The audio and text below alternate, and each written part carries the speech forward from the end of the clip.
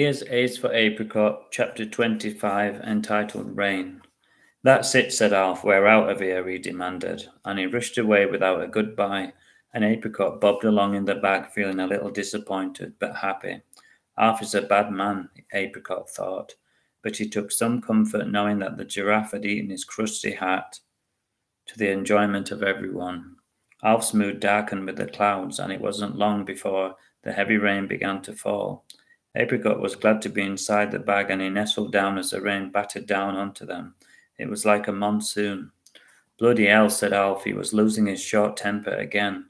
Typically now I've lost my hat, he said angrily. Not lost, eaten, thought Apricot as he hurried through the busy, bustling streets. The rain fell harder, and most of it seemed to fall on Alf's thinning hair. He was furious as she stomped his way home, and wary passengers stepped cautiously out of his way as he stepped in puddle after puddle. Eventually they got on the bus, but this didn't seem to calm Alf down. He sat stony-faced as the rain soaked his clothes. It was as if the weather had a vendetta against him, and then he finally spoke. That's the last time that we are going to that bloody zoo, he said, and then he sneezed very loudly, and he continued sneezing all the way home. Wipe your feet, said Mary as he stamped about the house like an angry bear. Stop nagging, woman, said Alf, losing his temper and quickly showing his old character. Don't shout at me, said Mary as she ran after him as he dropped and sneezed all over her once lovely rugs. He leaned on the highly polished sideboard, and he tried to regain his composure and his temper. Apricot watched transfixed as they argued back and forth. It was like a tennis match, he thought.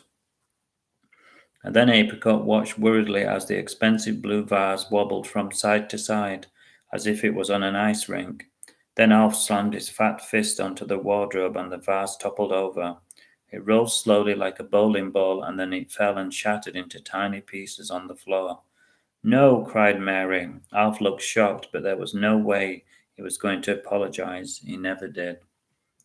Eventually he spoke up. Not my fault, he said somewhat sheepishly.